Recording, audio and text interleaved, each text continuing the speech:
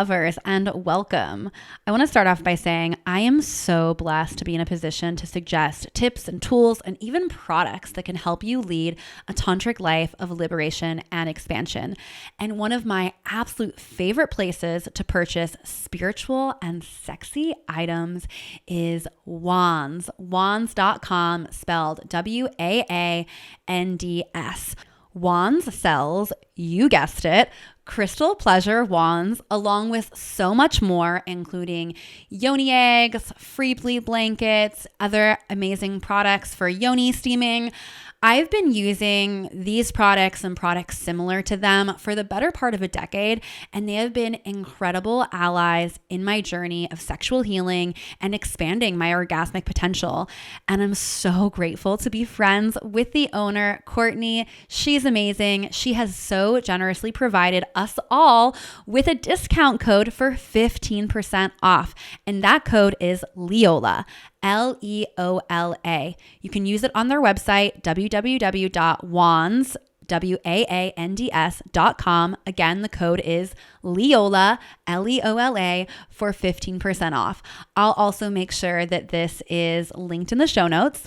So thank you for listening, and you're welcome for the inevitable pleasure and healing that is coming your way with these products. Now, let's get into the episode. Welcome to Talk Tantra to Me. It is such an honor to be holding space for this divine knowledge to make its way into your ears and lifestyle. Today, I am so excited to talk Tantra with Thea Rose. She is the host of Segs Talk Radio and is an incredible entrepreneur. I'm so grateful for her content and so appreciative that she's here on the podcast to share her perspective of living an expansive life. And I'm also so appreciative for Thea's friendship. I've known Thea for, gosh, has it been 2 years, I think now? 2 years? It was like, it was pretty soon after I moved to Austin. And I feel like Thea has evolved so much since then and is like this leader in sexual awakening, helping women open up to their sexual awakening, inspiring, beautiful. I've seen her build her podcast, Sex Talk Radio. If you haven't checked it out, definitely do. It's a great sister to this one in a way. If you're into this one, check out Sex Talk as well. But yeah, and Thea's taken my photos. She was at my wedding. Like she was there when Andrew and I fell in love. Like she's been such a big part of my story in Austin, and like she's a big part of who I am today in a way as well. And it's also been such a gift to see her evolve, because the first time I met her was actually at one of my play experiences events. It was like a Tantra meets BDSM sort of thing. And that was like kind of a beginning into some of the work that she's doing now, which is like, again, leading a movement, like massive, massive movement, bringing playful, like grounded intention and communication into a space that's quite taboo. But where were you before? Like, how did you get to this space where you were like, okay, I'm going to go to this like event with like a bunch of strangers and it's going to be like sexual and all that stuff? Oh my gosh. Well, thank you for that intro. That's very sweet. Yeah, that specific event was funny because I was actually having a really shitty day. I was having a really bad day. And I was like, I'm going to go to this coffee shop and I'm going to just like hang out. And the co-facilitator of the event kept like bugging me. She's like, you really should come. She's a pro dom and pro dominatrix. And I was like so intrigued by her magical world, like what was on the other side of it. Cause I've always been like really kinky and slutty and curious, but I'd never really seen that side of kink, like actual kink community. And so finally she sent me a photo of the pool at our friend's house, which is so beautiful. And I'm a sucker for bougie stuff. And I was like, okay, fine, I'll come. I had no outfit on, like nothing sexy or lacy. I felt really out of place. And what's so crazy to think about is I had no like sexual or kink like persona or energy, or like this was only, a year and a half ago. And I've come so far in finding myself in my sexuality and in my persona. And it's just really neat to think back on that and how much can happen from simply meeting a few people in the space, because that night was like a massive catalyst for our friend group and our circle. And so, yeah, I mean, I showed up, I was super nervous, and we did some naughty stuff. And I was like, okay, this was a lot to take in, and I'm super excited to keep going to these. Yep. So, yeah. And who were you before that? Like, what was your story with sexuality, kink, all of that? Like, what was your impression and how did it shift after that night? Hmm. So, um, I started exploring and having a lot of partners in college, and that was really heavily booze soaked. So I went to college in rural Northern California. I went to Humboldt State University. Jokingly say that you like leave with a master's in weed, because I did. I paid my way through college working on a pot farm. And it was a really unique life experience, but it was a party school. And because I had kind of a more I wouldn't say strict. I had a mom who was worried about me and worried about the people I was hanging out with in high school. So, I mean, the day I went to college, the day I got there, my roommate and I got a bottle of booze. We did Molly for the first time. Like, we literally were just like, we're here, we're 17, it's time to go. And so, I also, prior to high school, I grew up in rural Alaska, so a town of 3,000 people. My graduating class was like 50. And what that sets you up for going off to college is like social anxiety. It was really hard for me to navigate big social settings and parties and events. And so that's also where alcohol came in, was just, it just made everything easier. It made me more friendly and outgoing. And it made me like comfortable with flirting and hitting on guys and having sex with people and having sex with strangers. And so for many years, my sexual journey and adventures were always drunk. There was always alcohol. And I think there was a lot of disassociation happening during those encounters. I wouldn't always remember all of them. I definitely wasn't having orgasms, definitely was not coming. And it was more so like seeking validation, like wanting to be loved and liked by men. And so after college, my journey, took a turn when I moved to LA. The pandemic hit. I stopped drinking alcohol for 4 years. And I was also actually in basically like a sexless relationship. I got into one of those very cozy, comfy, kind of platonic vibe relationships. I literally 3, 4 years ago was calling sex therapists because I thought I was asexual. So Oh for my God. Yeah. So for any women or people listening that are like, I don't know how to explain it. There are just, I care about him a lot. We're still really good friends because we were always friends. But like, I would just have these little moments where I was like really attracted to somebody out and about. And it was like that primal, like wanting to have sex energy. And it's a trip. I just think that we can get really comfortable in certain relationships that feel really safe. And we also had stopped drinking together. So I was really like relying on him for a lot of emotional support. And it was after I left that relationship, so sober, left a relationship, bought a one-way ticket to Austin, and got here. And that is really when I kind of catapulted into the next kind of phase of my sexual journey, I suppose. Um, Also, alongside that college experience and even that experience with that boyfriend, there was a lot of shame. So, in college, I was kind of the one that like slept around a lot, and I had a lot of stories, and my friends thought they were fun and they wanted to hear them.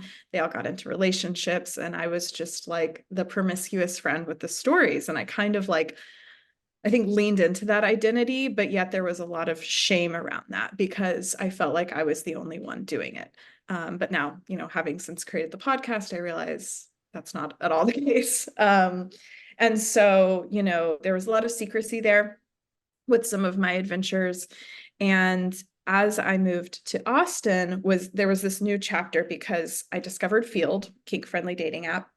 And I remember hearing about Grindr when I was like younger, like in my 20s, and being like, man, it would be so cool someday if there was one for like people where like not just gay guys, but like anybody could just like find a hot person and have sex and like, or like send naughty photos before to see what you're working with. And like, I discovered Field. And it kind of all happened at once. I discovered Field. I moved to Austin. I went to your event probably within 4 or 5 months of moving here. And I mean, leaving that party that night, my mind was just fucking blown away because it was all beautiful, kind people that were practicing consent and communication. It was in a nice house. I think I'd made up my mind about what Tantra was, what, a play party might be like.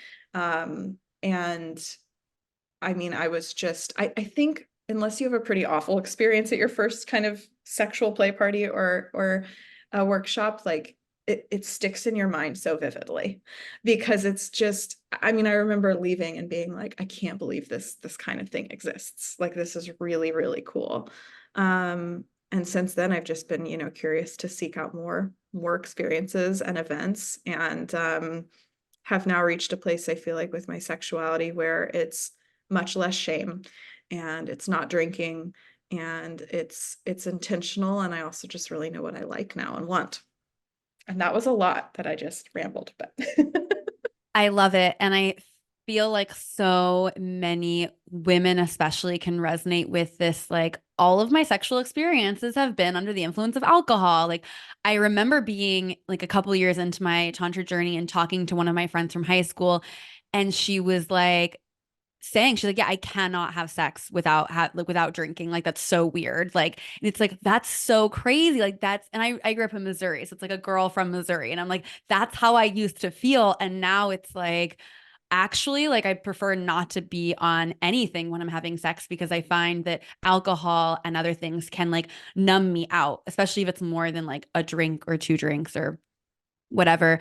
Um, and then you also find that you're so much more empowered to actually communicate what you want and also set your boundaries, because when you're in like pleasure, sex is an like creates an altered state of consciousness. It like floods your mind with all of these different hormones and things that may have a similar effect to alcohol, actually, or other drugs, because those also create altered state of consciousness is.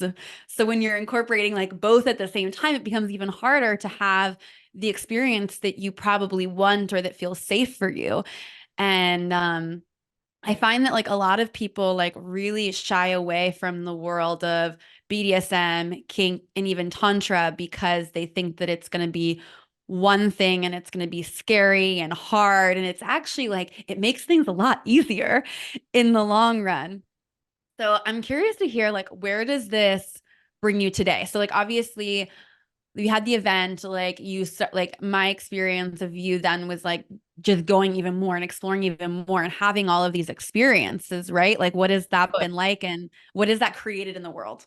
I love to get obsessed with things and hyperfixate. The great thing about kink and becoming obsessed with kink is that there's no end to it. I know everything. I've had all the experiences. So, um, what did that look like for me? So, the first party I went to of yours or event was not a play party, like not penetrative sex.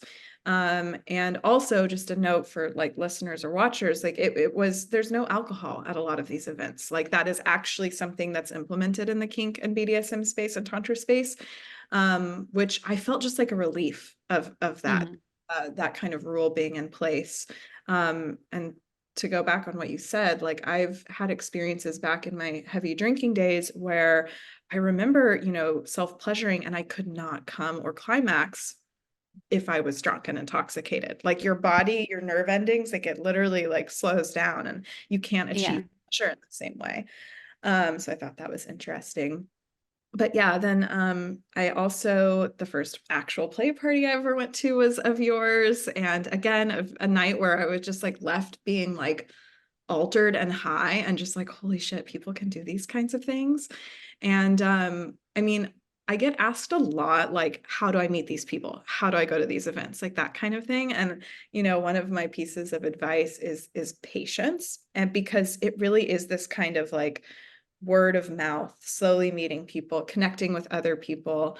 And like you said about certain things feeling scary at first, I had in my mind that Tantra was this like the woo-woo hippie people are in Tantra. And then the only option for kink and BDSM is like leather and dungeons. Like that's how my pre-experienced mind put it. And what's so Mhm. cool about the journey I've been on, especially like the last 6 months, I would say, is you can create your own brand of kink, like truly. It wasn't until I started following this like hot mommy dom on Instagram that I was like, oh, I don't have to wear all leather to be a dom. Like it's just all these little things, these stories that we make up about like what kink is and isn't that actually keeps us from ever even exploring it. Um, I got a little excited and distracted there. The question was about where I am now. Yeah, so let's talk more about your specific brand of kink. Like, how has that evolved since you first discovered it, and where are you now? Love talking about this. So, um, I would say that a pretty big part of my kink exploration and experience is power dynamics, so dom and sub dynamics. Um, when I first started exploring on field, when I moved to Austin, I had decided that I was a submissive.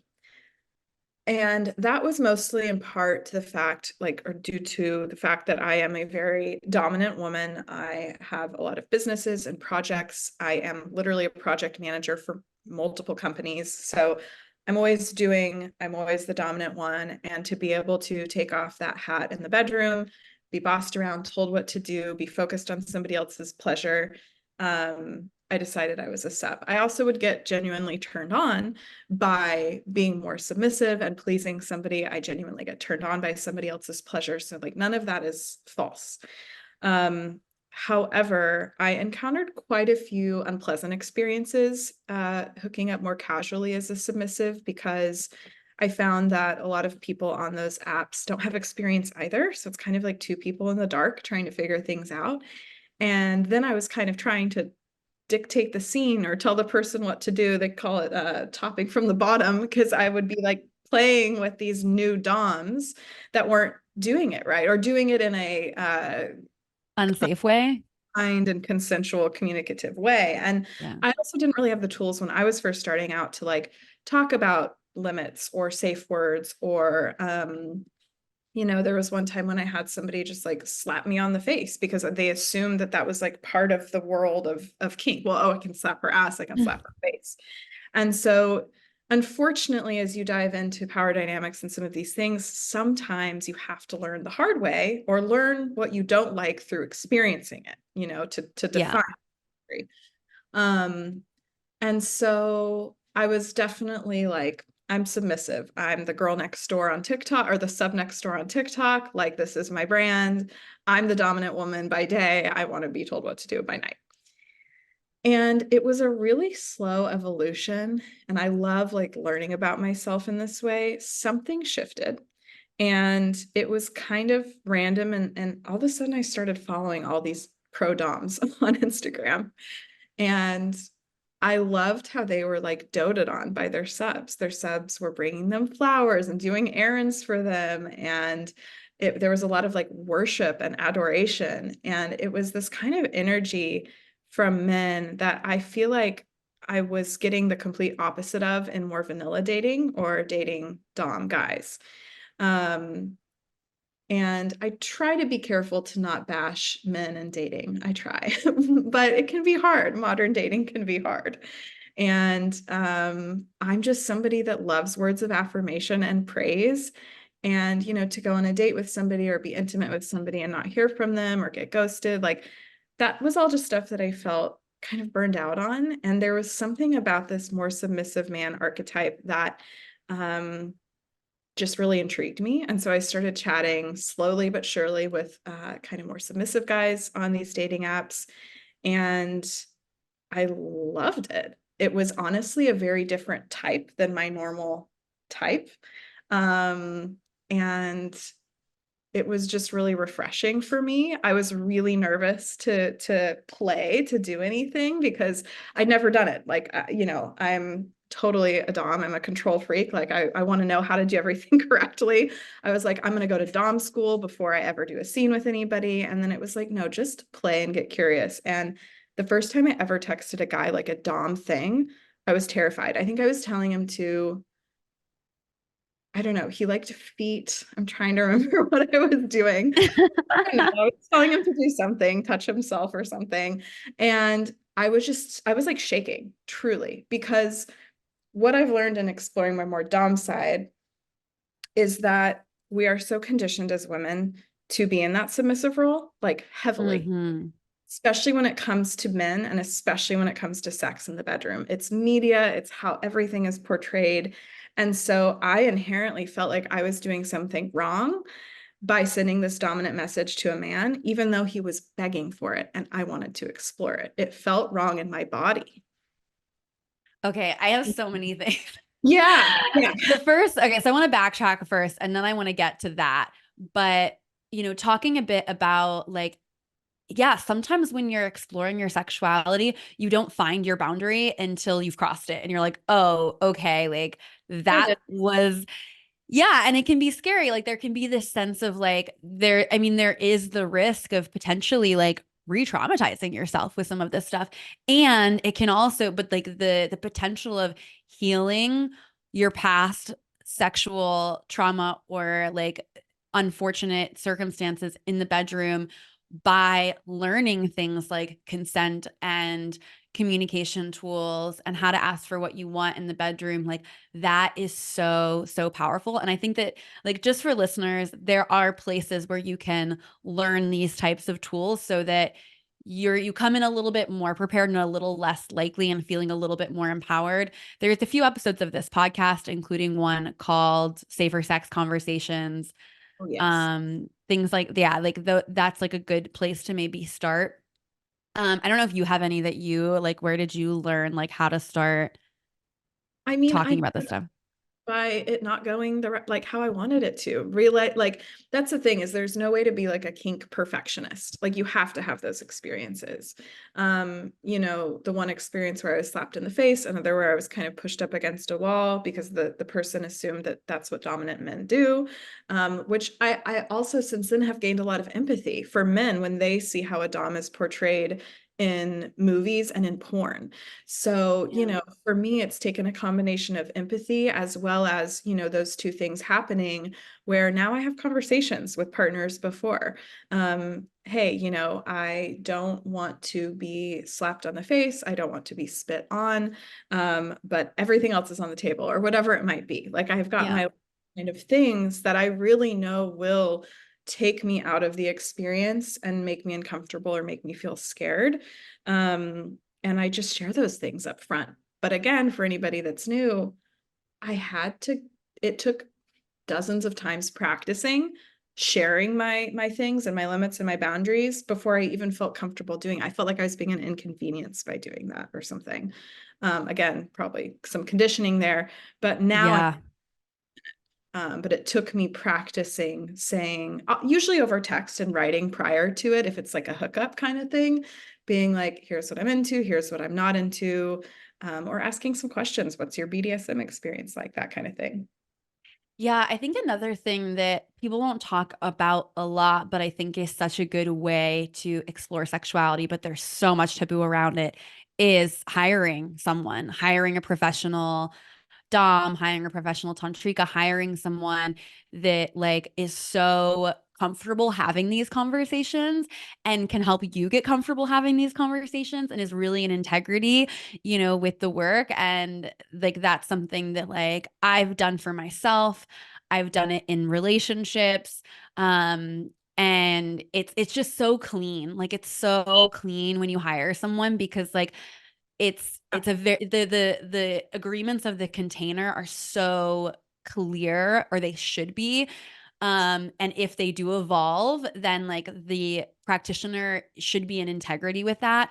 I mean, I definitely also want to say that there are lots of practitioners that are out of integrity, and like there's lots of things that I would recommend in terms of screening someone that you're going to hire for any type of sexual body work, sex work, professional dominatrix work, embodiment work, like anything along those Yeah. lines. But I'm curious if you have anything to add on Yeah. that. I am very pro sex work and ideally decriminalization of it because there's still a lot of states and places where people can get arrested, both the sex worker and the client. But yeah, I have done a fair amount of sugar baby dating, which has been really, really fun for me. One of my kinks is money. And I found it to be so liberating and fun. And it wasn't even until quite a few months into it where I was like, oh, this is kind of sex work. I'm kind of having sex for money. Like, because it's kind of low key. It's like low key in this way. Um, Yeah.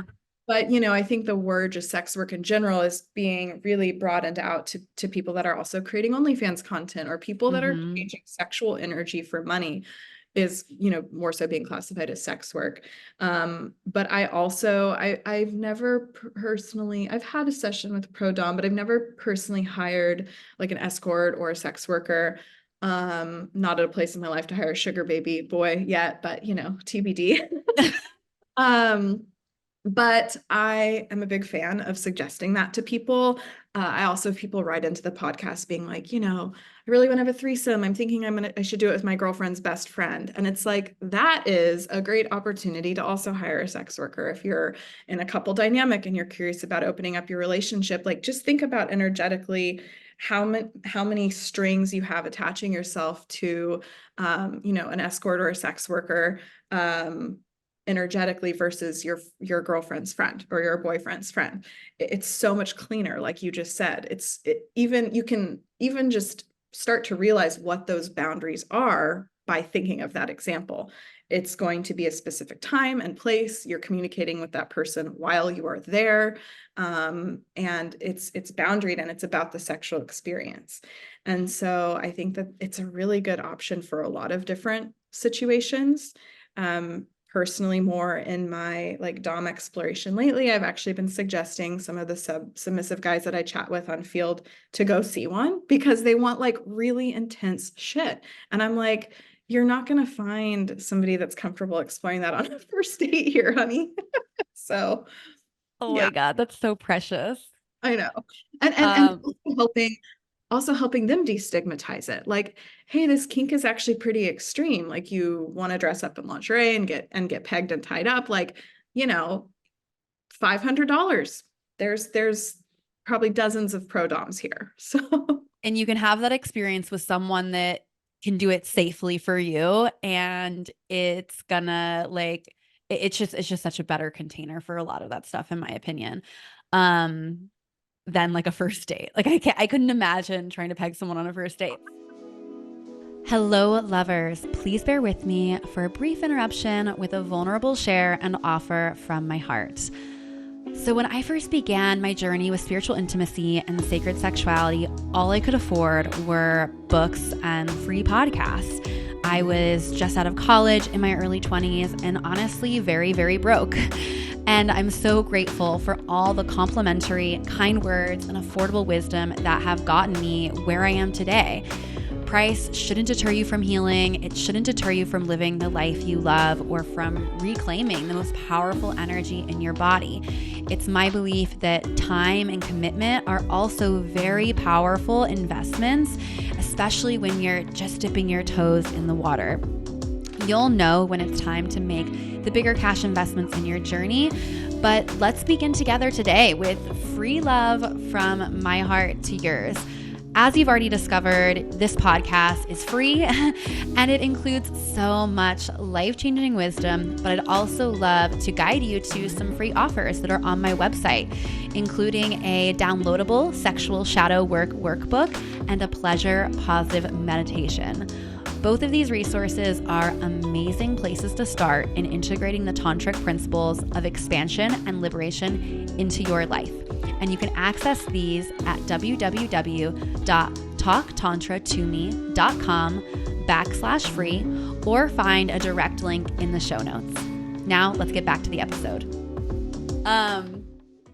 But okay, cool. I feel good. I feel complete on that. I would love to evolve back into the mommy dom stuff. I was specifically really interested in hearing how hard it was for you at first in a way, or like how like nervous it made you, or I don't remember the exact word that you used, but I would feel that too. But interestingly, like I feel like I would feel that because I would be like, I'm doing it wrong. I'm not like intense enough for this, like, things like that. But I found found your interpretation of it being the conditioning of like women generally being more submissive, like, oh my God, like I feel like that's what's underneath as well. My fear is like, oh, it's actually, you know, and I Yeah. like doming, but I also tend to like my dom style is much more nurturing than it is like I'm going to degrade you. Like I don't like degrading people as much. Like I'm very much like I'm going to take care of you, like you're held, but it is a more dominant position in a way. So Mhm. let's talk more about mommy dom. What does that I mean? love that. Yeah, I will say I am kind of learning this distinction between dom types, like you just kind of laid out. I think that there is a bit more of an intense, I would say, sadist. Is that the right term? Yeah, more of a sadist dom that might be including more intense pain, degradation, and more intense like sensation play. Whereas I think that there is this whole other archetype that, like, it sounds like you and I both enjoy, where we are leading the scene, we are guiding, and we're letting the other person kind of dive into subspace and like surrender. But like I'm checking in the whole time. Are you okay? How's this feeling? How are you doing? Like, or sometimes people in the submissive role can get a little nonverbal. So like, hey, I'm not hearing that clear enough. Like, tell me how you're doing. Um, which I think that there should be lots of check-ins throughout, regardless of the dynamic. It's just in college, all of my friends called me Mama Thea. I have been Mama Thea since I was 20. And because even if we were wasted at a music festival, I'd be the one getting the water and taking care of things. Like it's in my being to nurture and to care. And a lot of the submissive guys that I've played with are quite a bit younger than me. And so it's like, there's something there where I do feel like I'm nurturing them and helping them explore these things that have been really shameful for them in the past. I think Mm-hmm. a lot of submissive men are pretty closeted about it because, for a very long time there was a lot of they probably encountered things like being called names or bullied if they were feminine or soft, or they just all have these kind of common themes of encountering that. And so being able to hold a space where they can explore that and like really release is so fun and so hot for me.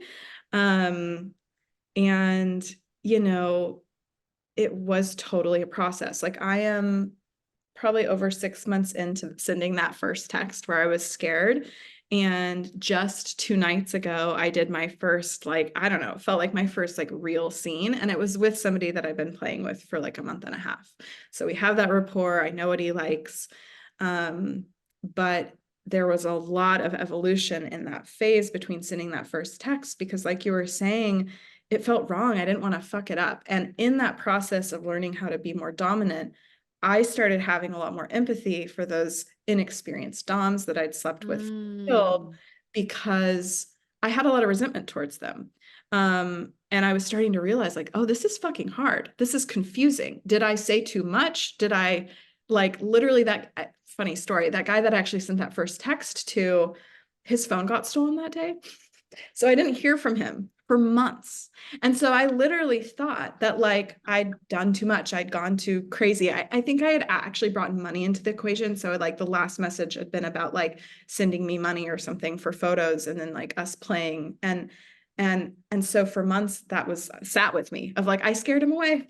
I asked for money, I scared him away. And that didn't prevent me from playing, but it was kind of reinforcing that like, oh, I have to do this perfectly. I have to dom perfectly. Otherwise, they're going to go away. Um, and what's been the most supportive for me is honestly like following a lot of different types of people in the power dynamic space, dominant and submissive, on Instagram, and just realizing how much diversity there is. And realizing that it's like I said, like creating your own breed of kink and power dynamic wherever you're at on the spectrum. And I'm actually going to be going to dom school. It's called Mistress Class. I'm starting that in, I think it's April, with, I think her name's Colette Pervet, is how you say it.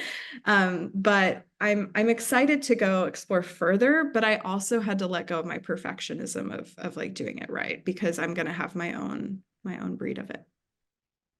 Yeah, it is to be a dom or to be in the more penetrative role in any experience in life. It's a lot of responsibility.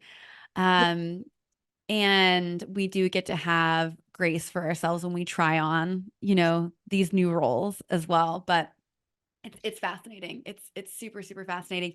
And even with the men, just seeing like in tantra, so much of the work is around balancing your inner masculine and feminine, and it's so rare for men to be in a sexual experience where they're not facilitating the pace, like in most sexual situations the men are more of the I can't think of the right word right now, but like they're the leaders, like they're kind of guiding it further, and now it's time to take off her clothes, and now I'm going to do this and do that, and they're escalating it, right? And so rarely do they have an opportunity just to receive and to be in their bodies. And Mhm. I don't think that, and this is like a big part of my tantra bodywork sessions, is like there's no engagement with me, especially in a first session. It's just like you're gonna lay back and receive and like be in your body and like actually see and feel how this energy moves for you and get to really fully be in it, rather than like having your energy split between being in it but also facilitating the experience in a way. It's really interesting. Oh, that was so beautiful. So well said. And I think a lot of men really crave that. And no, I don't want to go to the mommy daddy stuff. We'll go there in a sec. I just don't want to lose my Yeah, let's do it. I don't want to lose my train of thought. Yes, and I think that there's a big thing to be said for how, like I've said it already, but like media and porn portray these gender roles and these types in the bedroom. So I think even if it's really inauthentic or unnatural for a man to be leading the way, that's all he's seen. So why would he not Mhm. be trying to do that because he's been told that that's what he's supposed to do? When I think we all are tired and craving some surrender to some degree. I mean, at the end of the day, like I'm really having fun with this. And in my future long-term partnership, I don't see myself being in the dominant role because, a way to kind of distinguish, it's kind of like if you're an introvert or extrovert, like how do you feel recharged? Is it with people or is it alone? Same with dom and sub. So like, I don't feel necessarily charged up after doming. I would say I feel tired. I feel so released and relaxed and like grounded after being submissive. And I would say that that is like more the desired headspace to be in. But that doesn't mean I don't enjoy doming. It's just like it's a lot of focus and it's not, Yeah. and yeah, it's a lot of focus and caretaking.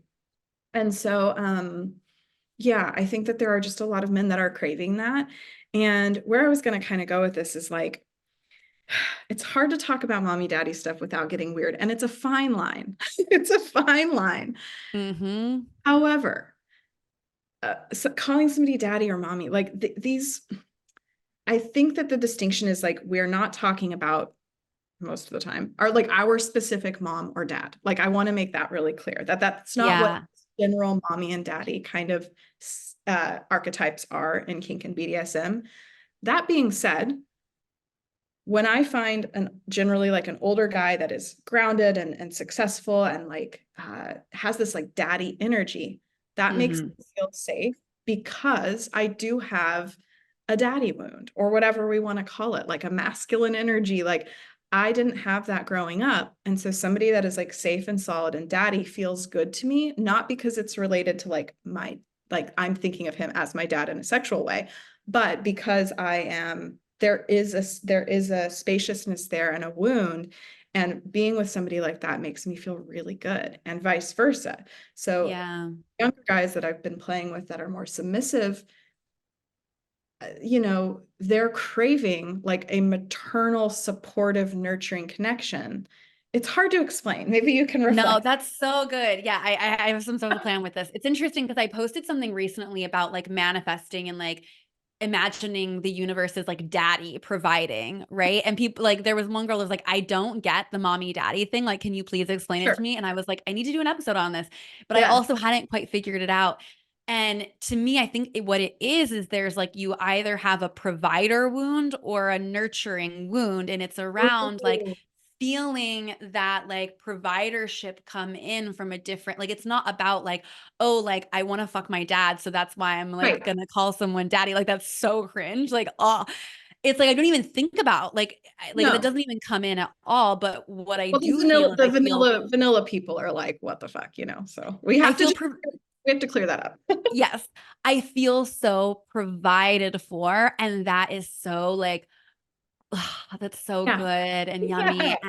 And I think for people that really like the mommy energy, it's like they feel so nurtured and like and I don't even think that you necessarily need to have like I definitely have like daddy wound. Like I have a fatherhood Okay. wound for sure. But I don't think that you have to have that to enjoy the daddy energy because it's just like you just love being provided for, and being provided for is hot, whether it's like from daddy universe or from some daddy dom or from your partner that like you were like, oh, Patty. whatever. So I love that. um Andrew and I have decided that I get to call him daddy, but our kids are gonna call him papa so that it doesn't get weird. Yes. Oh, no, that's a great idea though, because like I like calling my more dominant partner daddy. Like it's fucking hot. It's just hot. Okay. And you know what? Hot and taboo are really fucking close together. Like everything that, you know what I mean? Yeah. Um, a lot of erotic stuff, a lot of taboo stuff is on that edge, and that's why it's hot. It's like taboo and forbidden. I love the idea of having that distinction. And Papa, that's very cute. I can see it. Yeah. Put up. I Uh, feel like I could keep talking on and on forever with you. And I'm like, okay, starting to land. But I feel like you're about to say something. So say what you need to say. Sure. Well, what's coming to mind right now is that, when I was like the sub next door on TikTok, I when I was really exploring being submissive with people that I didn't really know or trust, casually, I was starting to feel a lot of resentment towards just men. Just I was having not the experiences that I was craving in dating or in the bedroom, and there was this resentment that was growing, and I started noticing that in my content too. And it's part of the reason why I stopped. Was I was like, this is just not the narrative that I want to be creating. I want to create a Mm, space for people, and there's something about exploring my dom side with a very different type of man that has really helped me like fall back in love with men. And because I'm experiencing this very different type. Um, mhm. it's sweet, it's soft, it's gentle, it's what can I do for you? What can I get for you? And it's just different, and it's really helping me redefine my relationship, I feel like, with men and the patriarchy, and just seeing that it also doesn't have to be extreme. Like my ideal partner is going to have a really nice mix of both of those two, but I'm an extremist, so I've gone to the other end to explore for a while, and it's just been really healing, if that makes sense. That makes so much sense. I feel very similarly. Obviously, I'm not a professional dom. I wouldn't call myself a mommy dom, but in like I built my business starting with tantric bodywork, so I don't do it as much anymore, but it was like it changed my perspective of men entirely to see them cracked open and crying and like wanting to work on themselves. Like, yes, some people came to me and they're like, oh, tantra, sex stuff, cool. Like, I'm gonna see her boobies or whatever. But that was like, even when that was the case, there was always a point where like it's like you are here for a reason because your soul had a deeper calling and you want to work on yourself. And it was so refreshing to like be around so many men that were wanting to be better and to get better and to heal their hearts. And I was like, holy shit, men are rad. Like it really Yes. helped for me as well. And like we did it from very different angles, but yeah, If you're jaded by the other gender, just do some exploring. yeah. Um, okay, so I want to chat a little bit about you. We haven't gone very deep into like what you've created in terms of sex talk radio and like what that means for the world. And I definitely want to touch in on that because I just think that it's so powerful and beautiful. And like, I love how honest and vulnerable you've been like with your journey and how it's like inspired so many people. You. So I am obsessed with social media, just to start off with social media, viral strategy, building brands. I've had a cannabis company and I just like love to build stuff. Um, so, going into it, and this is just some free social media advice. I knew that like I wanted this thing. Well, where do I even go here? Basically, it took me 6 months to even make the decision to do this because of how uncomfortable it was going to be. So I bought the domain name, Sex Talk Radio, SEGGS. That's how it's spelled on TikTok, so you don't get banned. And so I just rolled with that. So I bought that about a year ago this month. And it was like I had the vision. I wanted in studio, high quality video content. I wanted to focus on blowing this thing up through Reels on Instagram. And I had the vision, but I was so scared because, I'm a serial entrepreneur. I've sold 2 companies, and I really was freaked out about putting myself in the box of the sex podcast girl. And let me tell you, I, in dating, am now in the box of sex podcast girl. And it's a little tricky. I find my ego trying to prove to a lot of people all the other things I've done because I don't want to just be put in that box. And so it's been kind of like an interesting identity crisis that I think I predicted. But I also was worried about what would my family think? What would friends think? And then there was a further step I took halfway into launching the podcast of like, okay, well, I'm interviewing all these sex workers, but I haven't shared that I've done sugar dating. Okay, well, that's the new growth edge. And so I did a whole episode on that by myself. And it's like, I mulled on this for a very long time. And then when I made the decision, as I do, I just like went all in. And I did give myself the grace of like, just record one episode. And if it sucks and you hate it, just, you can stop. Yeah. I was just like really trying to protect myself there. And it's just kind of taken off from there. There's a lot of censorship required in the space you and I are both in. So a lot of bleeping and a lot of words and a lot of like back end work. My therapist asked me the other day to like break down for her all the time, like what my time goes to. And it's like mostly to the podcast, I realized, like more so than my jobs. And so it's a labor of love, and it's grown into a huge community about to hit 100,000 followers. And it's kind of taken this energy of its own, which is like feisty, sex positive, like horny. Like every Sunday I do these confessions, and like my audience is lit. Like literally people in my audience do the wildest stuff in their sex lives. And I'm a voyeur. I love hearing about it and imagining it all. And it's just like, I feel like I'm the conduit. Like it is really, and I think that that's a good energy to have around any business that you build, is like being the conduit of the vision, whereas it's doing its own thing and I'm kind of rolling with what it's creating. So what does my audience want? Okay, they want to have more deep conversations. Okay, I'm going to create a community for women, only women, because it's really hard to have men and women in an online community that's talking about kink and sex without hiring moderators. Okay, well, what can I do for men? Because I want to support them too, especially now that I've had this shift in energy towards, Yeah. okay, I'm going to do a Patreon where they can DM me and I can share advice. Like, I want to just support everyone. And my goal for the next year is like massive celebrity guests. I want to be the podcast where like famous people talk about their sex lives that they've never shared before, because I believe that those people are going to be the conduits of like bigger change because they have never shared that kind of stuff publicly. So, yeah. Oh my God. I just love it all so much. Like you really did go all in. Like I remember having a call with you. You're like, I don't know, should I do that? And I was like, I remember do that. it. Like just yeah, do it. But I did not expect it to go the way it did. Like a fucking rocket ship. I was like, Yeah. holy shit, this woman is on fucking fire. This is insane. Don't fuck Um, around when I start. And I remember that call. I called you. I called a few people, and I just wanted a bunch of people to tell me to do it. So I do it like a good submissive, you know? she did it. I love that you talked about yourself being this conduit as well, because like when we first met, which was this specific memory is like more than a year and a half ago, and it was in Fredericksburg, and we were doing our spirit animals, and I was like, Thea's a dove. She brings like truth and love, and it's like it's so funny because the dove represents purity, and then you have the sex podcast, and to me, sex is pure, and all of this stuff can be pure. It's just like how it's like you bring such a light and truth to it that's very refreshing, I think, for a lot of people. And so I just wanted to highlight that and highlight you in that way.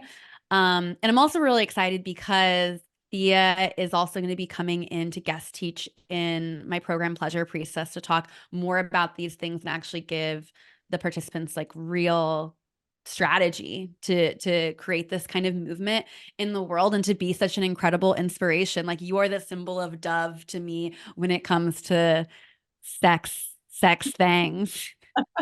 Yeah, I'm also very type A and love strategy and to-do lists. So I'm excited to help support how I can. And what's funny about the word you said, purity, is like also part of my kink persona is like being perceived as innocent. I'm like, you'd never know. Yeah. So Yeah. Yeah. Yeah. Yeah. Okay, so obviously people can find you at the podcast. We also recorded an episode with me on there, yeah, which is she quite is the fun. second episode. She and Andrew. It's lively. It's really fun. You It's guys wild. together. I honestly have like listened to every couples episode you guys have ever done because you guys are hilarious. So We need to do more. I need to you he's been real busy lately. I need to get him in a little bit more. But we like fight over it was like that was such a funny episode recording with you because we're like fighting over guys are sassy. we're both Well, so and it was chatty. a lot. I bit off a lot by having like three cameras and two guests and like all this stuff going on. But no, you guys are great. So yeah, great episode on Sex Talk Radio of you guys. And it's SEGGS to find me. And then like we'll link everything in the show notes, including her Instagram. And through the Instagram, you can find the Sexy Society, which is the membership for women, right? And then the Patreon Yep. for the fellows. Yes, exactly. Alrighty, Thea. Well, it was so fucking lovely having you here Fun. today. My Thank first you. podcast appearance ever. Which So is crazy. This woman has I like know. 100,000 followers on Instagram now through Sex Talk Radio.